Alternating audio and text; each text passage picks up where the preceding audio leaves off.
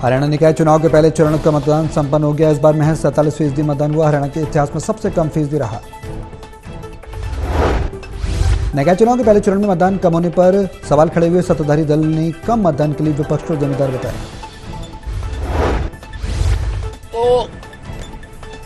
दो पार्टियों के बीच में पक्ष और विपक्ष के बीच में तो विपक्ष तो बिल्कुल डूबा हुआ है हरियाणा में, इसलिए विपक्ष के लोग वोट डालने नहीं आए। हमारे लोगों ने वोट डाल दी, इसलिए। सांसद दीपेंद्र हुड्डा ने राव नरवीर के बयान पर कटाक्ष किया। कहा हरियाणा बीजेपी के नेताओं में अहंकार है। दे रहा है जो अनिल विज साहब ने कहा था कि मुख्यमंत्री जी उड़न खटोले से 6 महीने से नहीं उतर रहे, वो उड़न खटोले पे मुख्यमंत्री जी नहीं उड़ रहे, भाजपा का अहंकार उड़ रहा है उड़न खटोले। हिमानी नरवाल केस पर हरियाणा पुलिस का बड़ा खुलासा। कहा किसी बात को लेकर दोनों के बीच झगड़ा हुआ था, इसके बाद उसने हत्या की। आरोपी का हिमानी नरवाल के घर पर आना जाना था। सुबह सांपला के आसपास गश्त पे थी तो उन्हें एक काले रंग का बैग मिला और जब उसको खोल के देखा तो उसमें एक लेडी की डेड बॉडी मिली जिसपे कोई निशान वगैरह नहीं था, जो कि एक ब्लाइंड मर्डर केस था जिसकी उस समय तक ये शनाख्त भी नहीं हो पाई कि ये बॉडी है किसकी।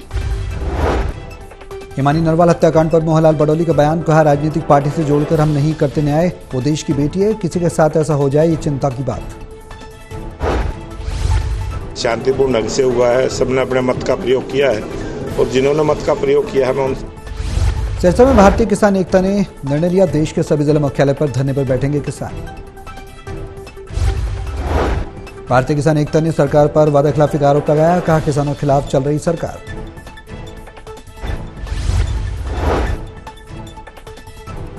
आज वो 385 दिनों में पहुंच गया है। एमएसपी खरीद गारंटी कानून सहित किसानों की हक की मांगों को लेकर जो पिछले 26 नवंबर से सरदार जगजीत सिंह डल्लेवाल जी आमरण अनशन पर बैठे। हरियाणा के पूर्व मंत्री सतपाल सांगवान का 83 साल की उम्र में निधन। अंतिम यात्रा से पहले अनेक राजनीतिक सहित हजारों लोगों ने श्रद्धांजलि दी। दादरी से 2 बार रहे विधायक 6 चुनाव लड़े थे। पोता पोती आर्मी में हैं लेफ्टिनेंट। दादरी के विकास की रहती थी चिंता। गोहाना के बड़ौदा में राजकीय सीनियर सेकेंडरी स्कूल में 10वीं के पेपर में जमकर चली नकल। सोनीपत उपायुक्त डॉक्टर मनोज कुमार का बयान। कहा अगर किसी परीक्षा केंद्र पर बाहरी हस्तक्षेप मिली और उसकी शिकायत मिली तो उस पर परीक्षा केंद्र को रद्द कर दिया जाएगा।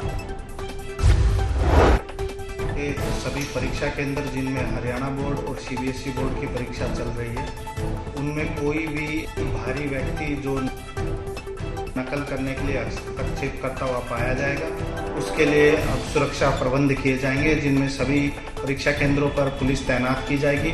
ऐसा हिसार में दिल दहला देने वाली घटना। नशे के आदी पति ने पत्नी को जिंदा जलाया। आरोपी दोनों को आग लगाने के बाद घर के बाहर दरवाजा बंद कर बैठ गया। कि मैजद गांव में ऐसे एक घर में आग लग गई है। फिर पता लगा कि उस आग में एक बरपो देवी है, उसकी मौके पे डेथ हो गई है और एक और है जो सोना हॉस्पिटल में एडमिट है। तो 2 लेडीज। करनाल में नहर से मिला युवक का शव। शिवरात्रि पर हुआ था लापता। 2 दोस्तों के साथ गया था मृतक। पुलिस ने शव को पोस्टमार्टम के लिए भेजा। परिवार ने आरोप लगाया। कहा दोस्तों ने उसके साथ मारपीट की, उसके बाद नहर में फेंक दिया। शिवरात्रि वाले दिन और ये 27 तारीख को हमारे पास आए थे। इनका मुकदमा दर्ज कर दिया था। उसके बाद से तफ्तीश की जा रही है। आज इसकी डेड बॉडी मिली है गोगड़ीपुर के पास। सोनीपत के गोहाना में दलित युवक को अर्धनग्न करके पीटा गया। पुलिस ने 5 के खिलाफ मामला दर्ज किया। 1 आरोपी गिरफ्तार। को राउंड अप कर लिया था, उसकी गिरफ्तारी डाल दी है और बाकी जो मुलजिम बचते हैं, जो 2 अन्य आदमी आए हैं, उनको भी आइडेंटिफाई कर लिया है और जल्दी 2 से। मामले में दलित समाज की हुई गांव में पंचायत। वाल्मीकि समाज का 2 दिन का अल्टीमेटम। आरोपियों को जल्द गिरफ्तार करने की मांग। महासभा हुई है भाई, जितने भी अपने शासन प्रशासन से भी आदमी आए हुए थे और जितने महापंचायत के जितने भी संगठन बने हुए हैं,